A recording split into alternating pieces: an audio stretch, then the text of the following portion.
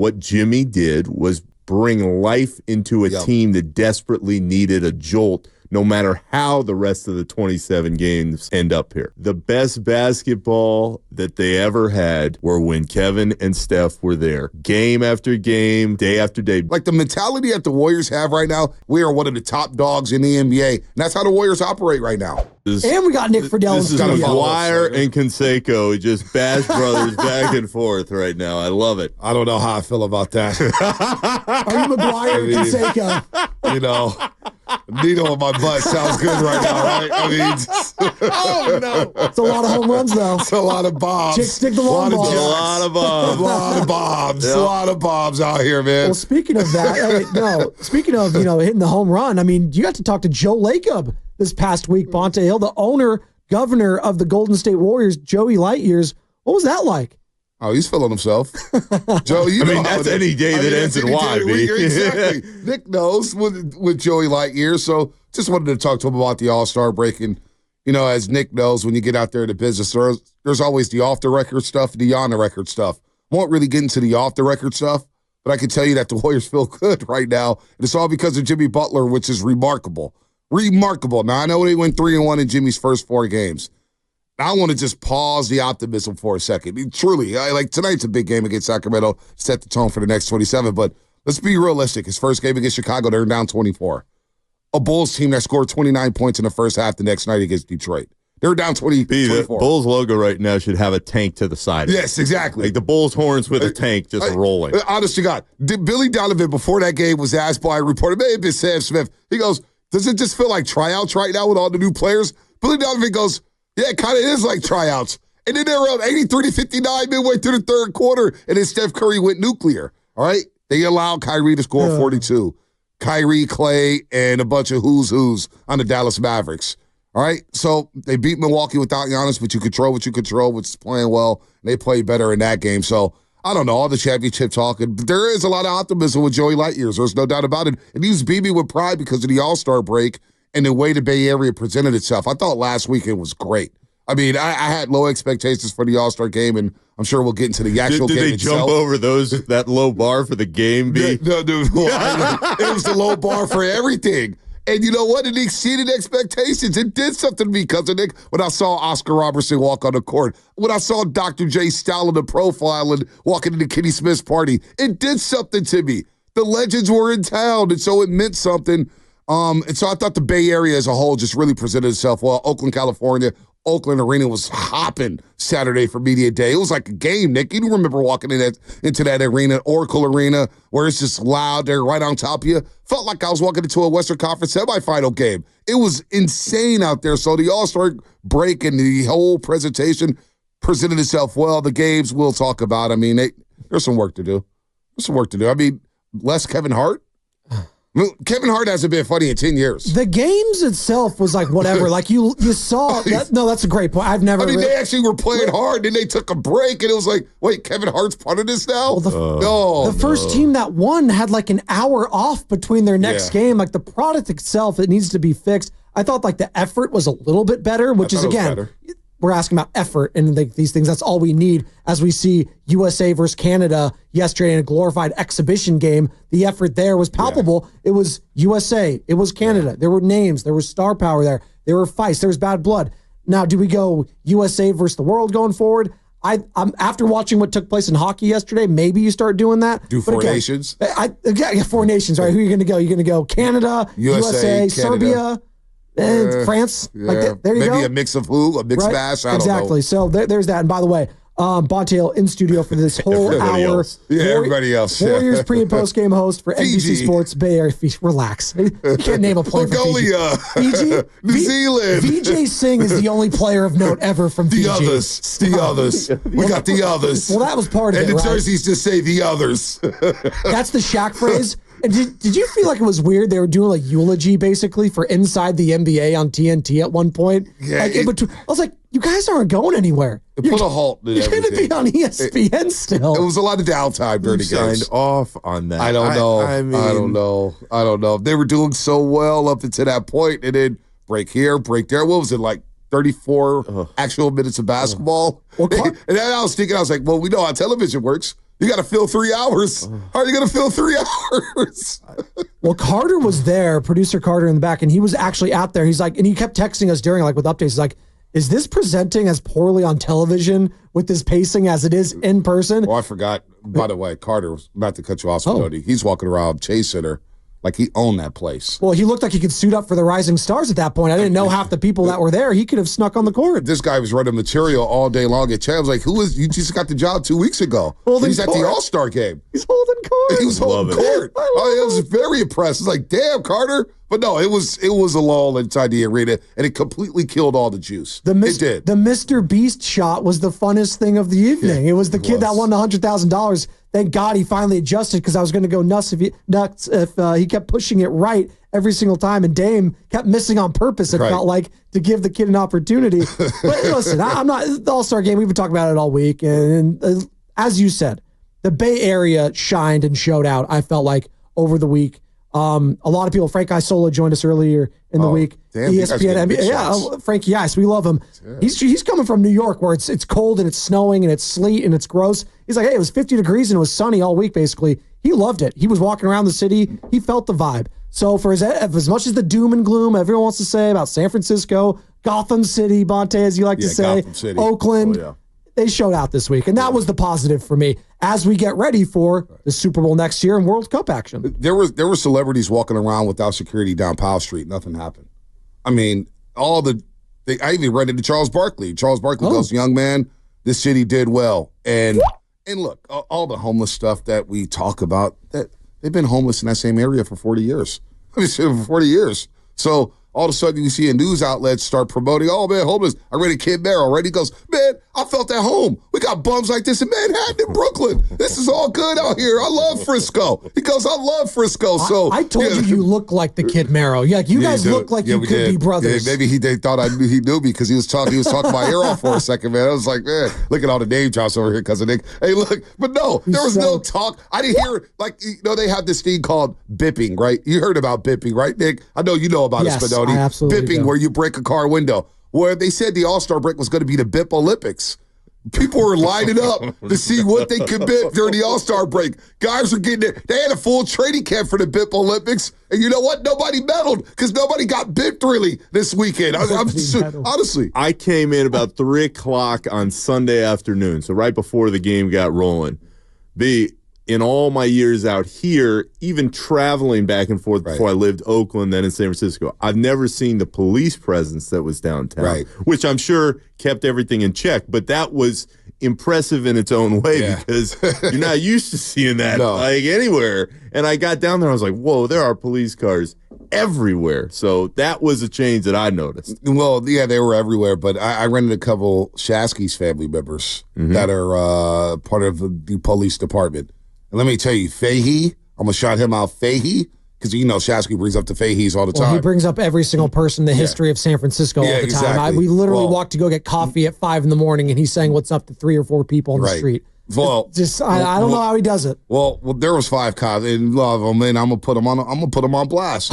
They were straight up chilling. I was like, man, they was in a circle shooting the star. I mean, they was out there stealing money. You officers out there, you know who you are. Y'all was stealing money, man. They had the biggest break. It was like vacation for them. Protect and serve. Protect and serve. No, they did an awesome job. And the police presence was definitely felt. They were out there. They were going to let nothing happen. And Daniel Lurie, the mayor of San Francisco, did a great job as well as making rounds around. And so this sets up well for when they bring in the Super Bowl and the World Cup. This is good momentum moving forward because, you know, when the World Cup comes, you're going to need all the cops. And Fahey and company, there's going to be no break time when the World Cup comes. Oh, it's next level. It's Olympics on steroids when it's the World Cup, the biggest sport in the world when it comes here. And, you know, that's my sport, Bonte. I'm on Team USA, the Stars and Stripes. I was hurting yesterday when they lost to Team Canada. Not really. It was literally my first time ever looking at a box score for hockey. I did not know what I was looking at. Wow. I saw time on ice, and that's all I recognized. TOI. They got plus minus as big in hockey, Nick. Sure. Yeah, they asked me one time in Chicago, would you rather see the Blackhawks win another Stanley Cup or find $10 on the street? Oh, my God. And I answered with the cash. And let's just say, fellas, that didn't go over so well. Give me the Alexander Hamilton. That did not go over so well. Patrick Kane and them boys, right? I like Connor McDavid. Connor McDavid's a boss, man. Go Connor McDavid. Well, I was worried about Canadian fans, though. They were out there in Boston, man, and things get highly political right now with U.S. and Canada, and you're out there in Boston, and you're out there singing "Oh Canada" on the streets. I hope they were safe last night. That's all I'm saying. Oh, man. Well, we got the 27-game stretch, this 27-game playoff starting tonight, Bonte Hill. That's what Draymond called it. The 27-game playoff stretch. So they got the 16 on top of that. B, what was your favorite Draymond quote of the last week? Because we could go in about 9 different directions. I mean, when you cover this team for so long, when Draymond says something, I'm just like, well, he says that every year. They're going to win a championship. But even Joe Lacob was, Bonte, did you hear what Draymond said today? He used to even say, because if I was said that, they would have killed me. Probably. But Draymond, that was the whole talk on Sunday. It was like, did you hear what Draymond said? Did you hear what Draymond said? And it was, it was Steph's weekend. It's the house that Steph built, Chase Center. It was all about Steph. And next thing you know, by the end of the All-Star game, it was like, Draymond guaranteed a championship. Draymond said this format sucks. Then you see Oscar Robertson said, Draymond said the NBA is boring. The NBA is boring. And then Oscar Robertson's like, well, maybe he thinks it's boring because all he does is pass to Steph. Nobody cares about what Draymond says. You know what's hilarious about all that? At the end, Steph must have felt like he was right at home because he's the in-charge adult in the room, the leader. And one more time, somebody asked him about the 10 things Draymond said. He's like, yeah, I heard during the game that Draymond's guaranteed another championship. So I'm sure Steph was like, well, I know what this is like. Everything's good. Right. Everything is good. The confidence, right? The confidence. But, I mean, look, there's intrigue with the Final 27. I'm revved up for it. Because now, even though, Draymond's saying they're going to win a championship, I don't think any Warrior fan thinks that right now. They're legit championship contenders. However, there is a confidence with Jimmy Butler and an optimism that when Jonathan Kuminga comes back, maybe you can make a run in this Western Conference that doesn't look as daunting as it once did. OKC's the cream of the crop. They're 8.5 up on everybody. They're chilling. They're chilling right now. But does anybody believe in Houston? No. Not long. We just talked about this, actually. The Rockets coming out to play. They're a year away from being, they're about a year away. Yeah. They need some shooting. The Lakers, we watched them lose to the Hornets. And then they beat the Blazers last night, but they're going to be hit or miss. Defense, teams are hunting Luka. What's happening in the middle too? No Mark Williams, Alex Lynn. Alex Lynn? No. Come on, Sacramento gave up on Alex Lynn. We all know they need size. So you look at these teams in the Western Conference. Denver's probably. I would fear Denver because of Jokic. Jokic is a problem.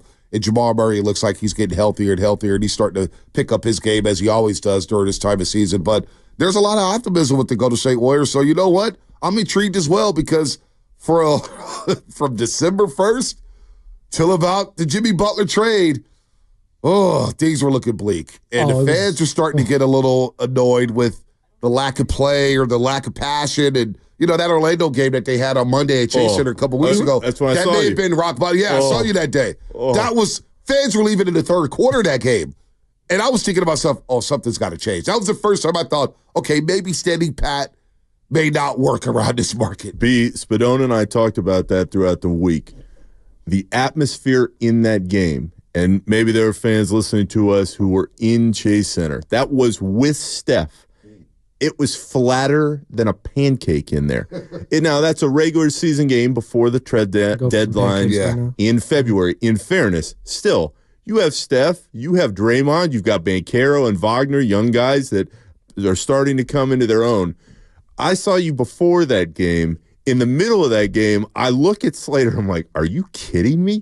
It was silent. So, if nothing else, what Jimmy did was bring life into a team that desperately needed a jolt, no matter how the rest of the 27 games end up here. And I'm curious to what you have to say about this, because we just asked Anthony Slater, courtesy of the Rivalry guest line, of course. And Anthony was, we were talking about this matchup tonight against the Kings. It's a huge one just for the standings, obviously. They're both 28 and 27. The Kings have just had their way against the Warriors. Like, they've just looked so much younger and more athletic. Now, both these teams have made significant changes since then. Right? De'Aaron Fox, he's out in San Antonio, and it sucks that we're not going to see Fox and Wemby the rest of the year. Wemby being shut down for deep vein thrombosis in his shoulder. Hopefully it's nothing serious going forward because he was one of the guys showing effort this past week at the All-Star game. I made the joke. He was the only one I saw actually sweating profusely because he was trying on both sides of the ball. But new look Kings. You got Zach LaVine, where LaVine, DeRozan, back to the Bulls days, as Nick was alluding to. Bulls East, Bulls West. Right. And you got Sabonis, who's been balling, and he's been balling against the Warriors all season long as well. But you got Jimmy Butler now in a Golden State Warriors uniform. Just looking at this new look West now, and it gives you life if you're a Warriors fan. And I think starting tonight, Bonte, if they could just establish a tone within these final 27 games against a team, and I'm calling them a rival right now because right now they've kicked your ass. They kicked your ass in the play-in game last year. There's some bad blood between the Doug Christie and Steve Kerr going at it a couple games ago. Like, there's some juice to this, and it feels like this is the first time I feel actual juice for a regular season game in a long time. I get it. There's always some for LeBron and the Lakers, but that's the LeBron angle of all of it. You hate the Lakers. It's the cachet. But, like, no. If I'm a Warriors fan, I want to beat the Kings badly tonight. Badly. Well, they're 0 for California this season. Yep. They've lost all 3 times to the Clippers, the Lakers, and twice to Sacramento. And Sacramento's won 5 straight, including that play-in game. But you look at some of those losses where the Warriors, the last time they were in Sacramento, they were up 18, I want to say. 18 points, and they blew that lead. Last season in the NBA Emirates Cup game, they blew a 24-point lead. That was the game in which Moody was rolling. He got yanked out of the game, and Clay comes back in. The fan base the next day was calling, why did they take out Moody? So they've been there with Sacramento. They had the game at Chase Center where Steph Curry gets trapped at half court and can't get his shot up. So they're right there with the Kings, and this is a desperation game for both teams. Both teams, because the Kings, they went to the All-Star break limping a bit, trying to figure out their rhythm with Zach LaVine, Malik Monk, and DeMar DeRozan, 3 guys who needs the ball. Sabonis needs the ball as well. Their depth has been impacted, but they pick up Valanciunas and LaRavia, the young man from Memphis, who I like. This is a desperation game for both teams. And yes, the Warriors, you want to get the Kings. You've lost 5 straight games to them. You're 0 for California. You're 1 for 10 in the Pacific Division.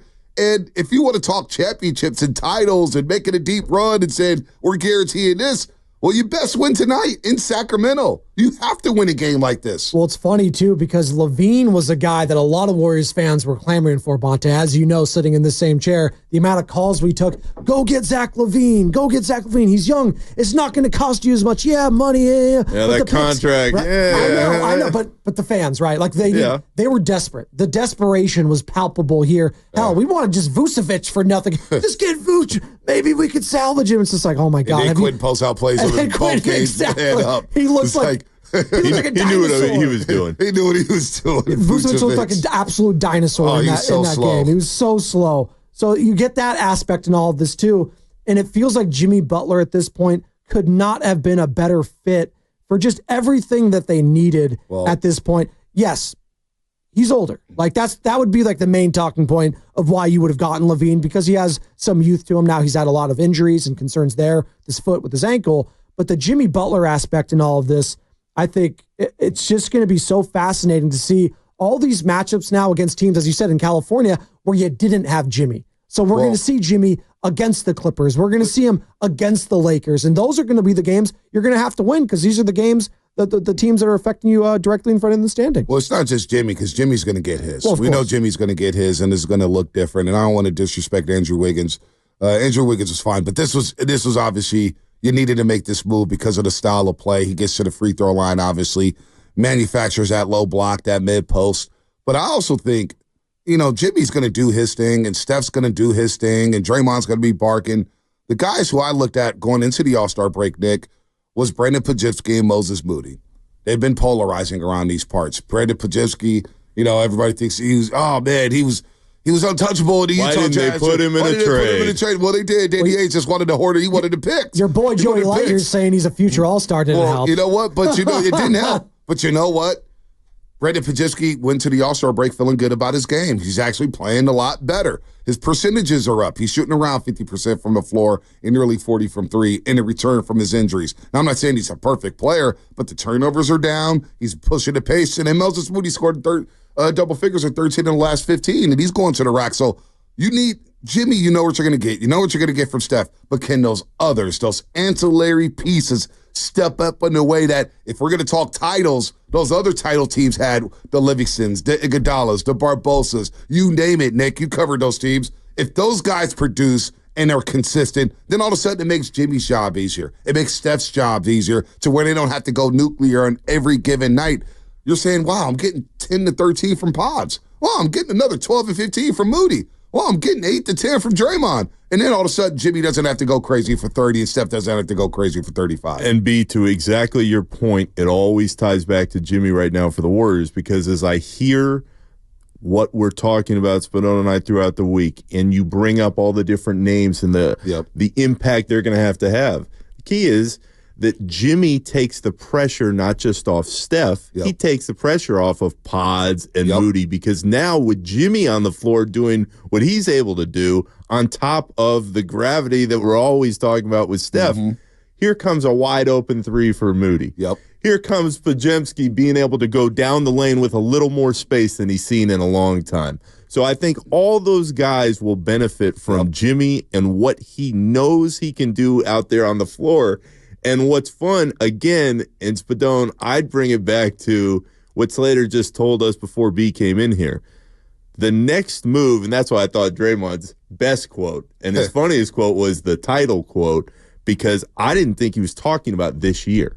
I thought he was talking about a year from now, potentially maybe 2 years. That's a little bit of a stretch. But I think their best bet for a title is a year from right now because, and this goes back to what Slater just told us, they have the assets to get one more piece. There's going to be so much focus on KD. I mean, guys, all summer long, it's going to be, is Kevin going to do it? Is Kevin going to, are they going to make the move? I can feel it because it was already happening right before the deadline. He's definitely not going to be a Phoenix Sun. Like, I will put money on that. They look lifeless last night. Oh, man, that team. They're cooked. That team. Okay. And V, you and I have been around Kevin a long time. He knows basketball. If anything else, he knows the league. He follows what's going on. He knows that team is got to be teetering right around the end. They're going to be a 10 seed maybe, if that. If they get there. They get there. So, no, Kevin Durant is definitely out there. The one guy I'm looking at, Nick, and Milwaukee's a very – and I don't want to bring this up. I don't want to bring this up, and I don't think it's going to happen. But – Bobby Portis. He's got some time on his hands. He's got some time on his hands to get in shape. But Giannis Antetokounmpo, the league is watching. They're watching Milwaukee and to see if they flame out early in these playoffs. Now, they're a 5 seed right now, if I'm not mistaken. Not sure who I think they may match up with the Knicks in the first round. Yes, it'd be Pacers-Bucks right now. Pacers-Bucks. They'll be able to handle Pacers beat them last year, but Giannis was hurt. I like the Bucks in that one. Bucks should outlast them. Be Pistons-Knicks in the first round, actually, in the Eastern. I actually kind of like that. That's not bad. Yeah. That's not bad. But, all right, people are going to be watching Milwaukee to see what happens. And I know, there were some conversations, and Giannis was doing a hangout here in the Bay Area. Oh yeah. And, the tea leaves are all about being read you heard about on that topic. You heard about the tea leaves with Giannis? Yeah, so just saying, watch Giannis in the Milwaukee Bucks to see how it ends, because there could be a lot of smoke around that. And as Nick just said, the assets of having a JK, having a Jimmy Butler, having a Draymond, having a lot of these young players and these picks. And you got your picks. The Warriors will be active once again. This is what Joe Lacob does. He's swinging for the big dogs now.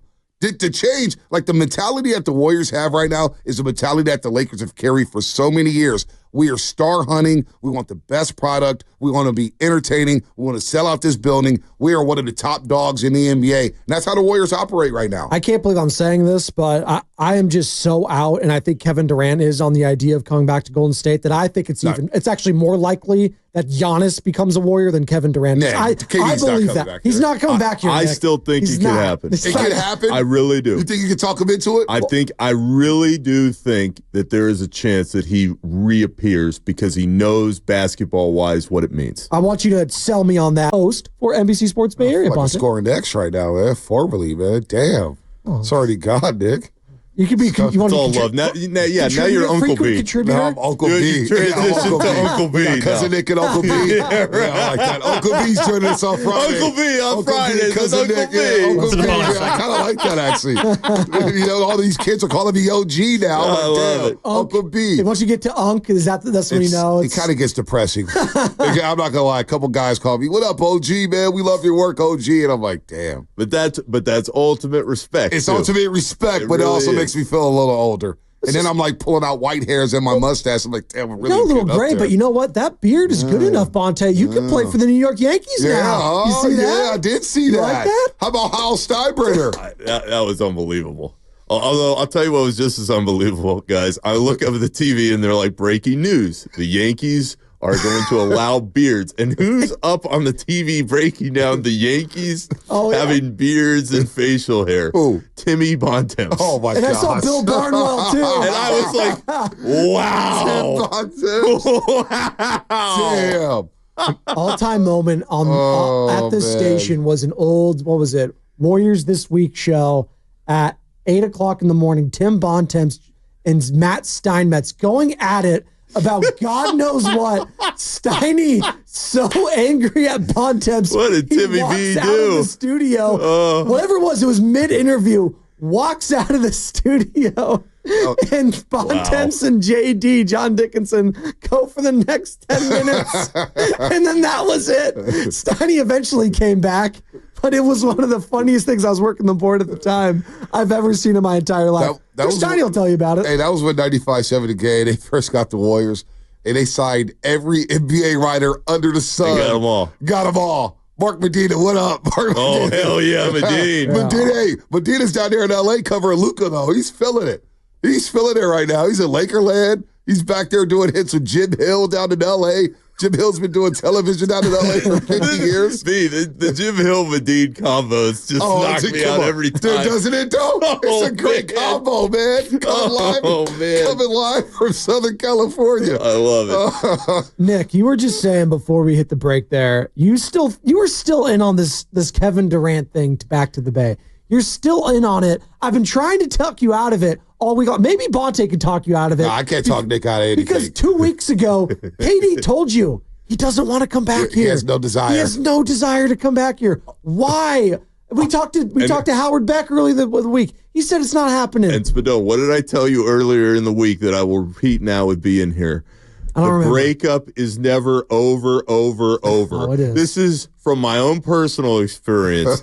It's never, ever all the way over. There's always some hope somewhere. And specific to Kevin and the Warriors, the reason I believe it still so strongly is because he knows the best basketball that they ever had were when Kevin and Steph were there. Game after game, day after day. B, how many times at the old Marriott in Oakland would we sit there after practice? Kevin's on one side of the floor, Steph's on the other, and you're watching greatness, truly, every single day. They brought the best out of one another. So I'm not going to sign off on never, ever, ever over the next few years with those two at the very kind of end of both prime, but they probably got 3 or 4, maybe Steph's case, 5 years left in the league. I don't think it's completely over because I think both of them have so much respect for each other that they could pick up the phone either way and say, hey, I think this could work one more time. Let's try it. Oof. I think it's a very long shot. I know the Warriors won't stop trying. That I do know. They won't stop trying to go get Kevin Durant. Kevin Durant, the way it was put out there, I have no desire to come back there. And the way it ended for KD. And just watching that Court of Gold documentary and seeing the way, because we know Kevin Durant, he's all about hoop. Hoop, hoop, hoop, hoop, hoop, hoop. He lives in the gym. He does. I just don't see it happening. I thought this trade deadline was the perfect way to say, you know what? I'm going to go back up there. I'm going to help this team out. And he would have picked, think about how many new fans he would have picked up with the Golden State. Because a lot of Warrior fans turned their back on KD. Yeah. They don't want to admit it now, but they did. They were mad at the way it ended and that he actually left after they'd gone 3 straight finals. It was unreal. It was unreal the way some Warrior fans treated him. But I think KD started thinking about that and maybe got some PTSD saying, you know what? I know if I go there to deadline and I help this team make a run in the Western Conference, he could win over a lot of those fans. But I just think if he didn't accept it now, he's never going to accept it. I don't know. I hear you because you never know in this league. This league is so wacky. Ever. It's the wackiest it's ever been. The new CBA's got people doing crazy stuff out here. So I don't think it's 100% that it's a done deal that he's never coming back. But I find it very. I think it's a long shot that he'll ever come back to the Bay Area. I just don't see it happening. Well, I hope I'm wrong. I miss watching Kevin Durant play basketball. Another guy that Warriors fans have, always, wanted to come back, or not come back, I should say, but just come here And no, it's not Bradley Beal, ladies and gentlemen. He's in Phoenix. Don't worry, he's not going anywhere. I remember the Bradley Beal talks for years and years. Yeah. Go get Bradley Beal. Gotta go get Bradley Beal. Why? I don't know. But Giannis Antetokounmpo, if the Bucks flame out and they're one and done again. You like this. Well, I like it when Shams Charania of ESPN talks about it as a potential possibility of Giannis wanting out of Milwaukee, which is, of course, Algonquin for the good land. Giannis Antetokounmpo loves the Bucks, but I'm here to tell you he loves winning more, and that's why everyone in that Bucks organization, they know what's at stake this season. They know the pressure, and every summer when Giannis looks around and he looks at the Bucks' current roster, he looks at sustained long-term winning. Where will he be able to find that? And he has said publicly on the record, if he feels like that's not attainable anymore in Milwaukee, he will look elsewhere. But, of course, he has tried always to make everything work in Milwaukee. So there's the tea leaves right there. That just tells me if they're one and done, he wants out. Oh, I just said Shabs. See, Shabs reporting what I just said. That was from yesterday. Oh, okay. I listen, my new shift, I haven't watched TV before noon. It's crazy. Hasn't been great. I just watching documentaries and getting walks and exercising a little bit. I can't watch some of this stuff, man. Some of this stuff is just, I mean, the narratives, it's like, how do people watch this for 3 hours a day? It doesn't Real stop. quick. It doesn't stop. There's too many documentaries, guys, first and foremost. Once you get, as far as Giannis goes, never enough if you get into the engine of the hot take conventions every day, if that starts to pop out into the news cycle, Spadone, I'm with you. Yeah. If they go and get bounced early this year, that's the name that's going to pop up way more because he's younger. He's been in Milwaukee the whole time. Maybe he wants a change of scenery. Kevin, for as great as he still is at a completely different stage of his career. So that part is very intriguing. The relationship that he has built over time with Steph has been documented to a point. That's a name absolutely to keep an eye on. But it's the same thing. And B, you mentioned this with Lacob. He's going to go for the big dogs. He's going to go for the stars. The thing I've always respected about the way in which he ran this team, especially as you compare it to other professional sports teams around North America, Joe Lacob will spend. Yep. And players know that.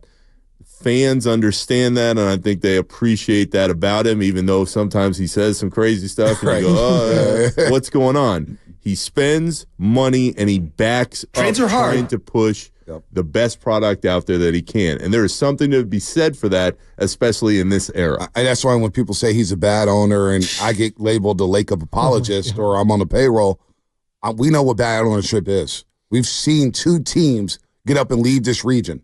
Literally. John Fisher, Mark Davis moved their teams out of Oakland, California. Now, you can say Lacob did the same thing. Moved them across the Bay Bridge, business opportunities. I've heard from people in Oakland say, yeah, you had to do it. The money over there in San Francisco is just long. It's crazy. It's crazy. These guys spent over $600 million in luxury tax. I mean, the guy, what was the Kelly Oubre contract? The guy wanted to win so bad. Your favorite player, he forced the front office to go get Kelly Oubre Jr. for a shot at a playoff opportunity and paid the tax for it. Nick Friedell's favorite player to cover. Now, did you talk to him after he told you not to talk to him again? Well, that was in the Zoom era, so maybe they just muted me. The Zoom era. This thing isn't working. What's the problem? Kelly Oubre, Kyrie Irving. Who else am I missing that loves you, Nick? The players you cover. Kyrie loves me now. I talked to him Saturday, Nick. He gave me some daps. You know what is crazy, B? We drip everywhere. Kyrie, I was like, Kyrie, man, he's smiling. He's got the earring, man. He's a new man. It is interesting talking about Kyrie because Spadone and I were talking about it earlier in the show. I forgot you had beef with Kyrie. No. Actually, Kyrie, we had so many private conversations over time that I think if I walked in there and I saw Kyrie now, I'd be like, "What's up, man?" I'd be like, "How are the kids?" And we just keep it moving. Did he offer you a ride home? Oh yeah, that was before. we were going to be really close, and then he said, "We're going to be close. I'm going to give you a ride." Yeah, home. and then things turned a little bit, but it is interesting, and it ties into actually the Giannis conversation. Who are the players over time, and you've been in those locker rooms like I have for a long time now, who are the players that other NBA players look at the most? And I told Spadone, it's Steph, it's LeBron, and it's Kyrie. When you talk to other NBA players on the whole, guys can have different favorites. KD's up there as well.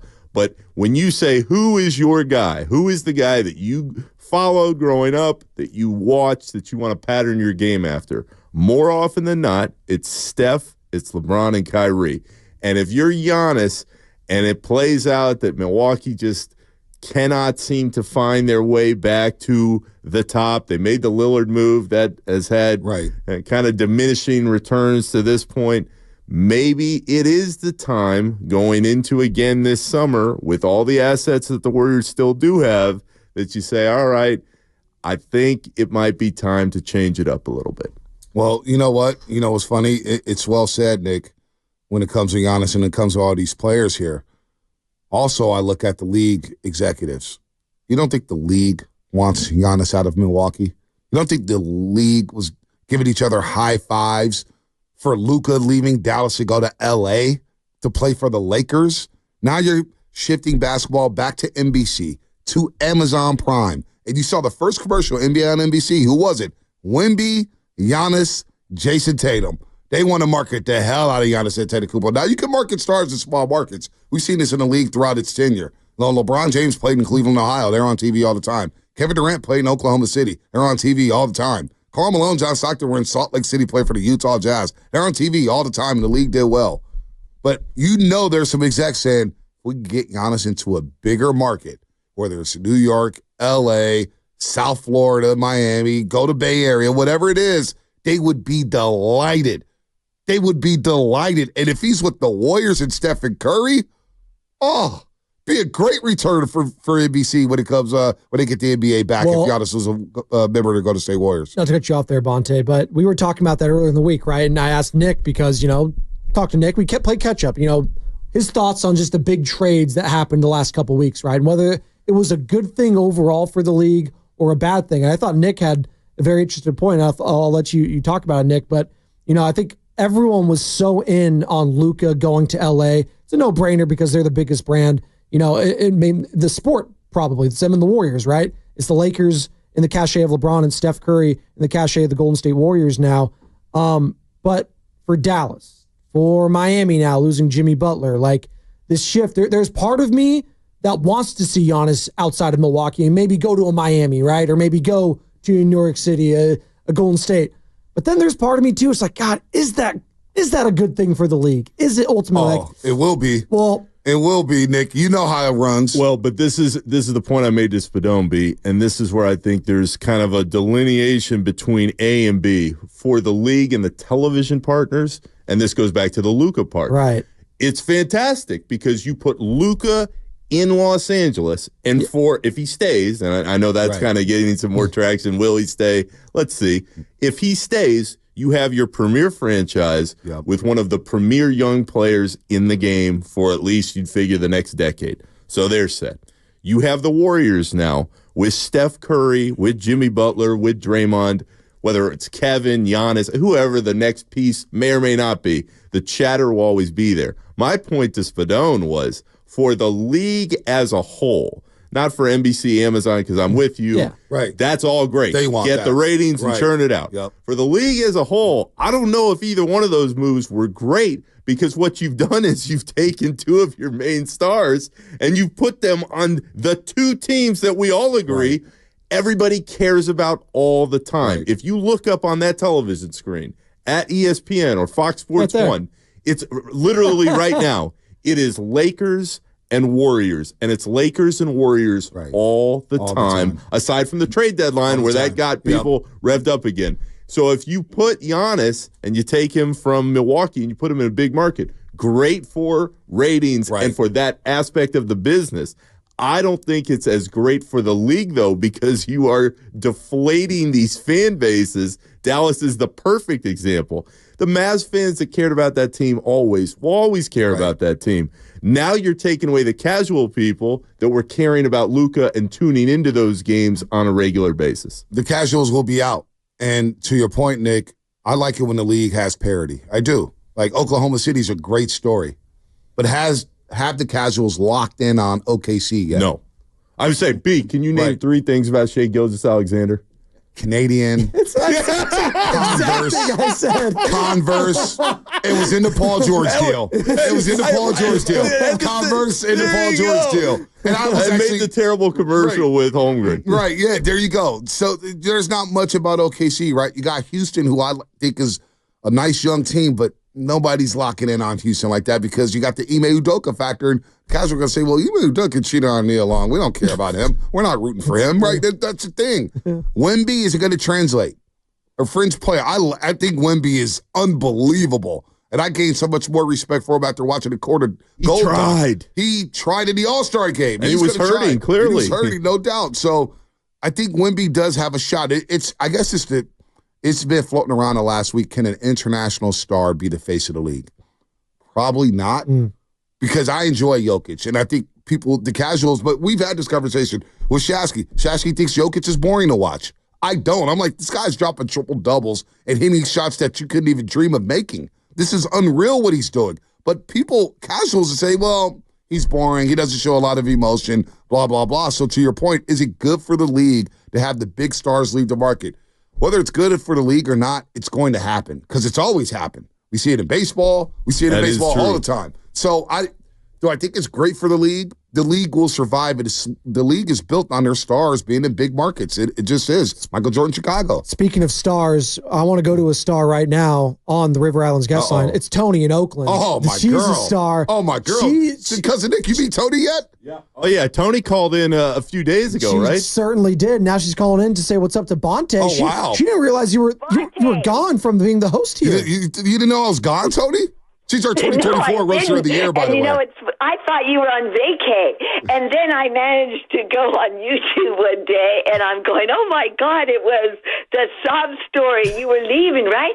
But I don't know whether you saw that, what I wrote. But then I said, like Arnold, he'll be back. And the very next day, I listened, and you were there. It's hilarious. I did see your tweet, Tony. Tony, was that you? I saw a tweet from you. It didn't have a face on the avatar. No, not a tweet. No, it was on YouTube. Oh, no, but I saw it. No, you tweeted at me, Tony. I believe you tweeted at me, and I forgot you had a Twitter account. Oh, yeah, I did. Right. That's right. And it's funny. I just talked to Brad Gilbert this morning. We could talk some tennis, man. Me, you, BG. Play some tennis out here. Cousin Nick, what's up? Bring that boy on. But,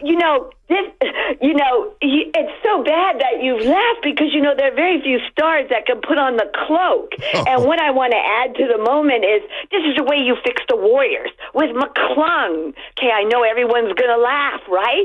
But that dude can bring it. And he, for most people, they can't feel if the person has it. So he has to jump over a car like Superman. But you know what? Just like every morning you had to be in a good mood, Bonte, this guy brings it, and he could light everyone up. Between him and Curry, they could have the magic because this guy would bring it. I mean, who cares how short he is? He jumps higher. White men can jump. They can jump, Tony. They can jump. They can jump. But what if they put the picket fence defense on Mac McClung and they tell him to shoot?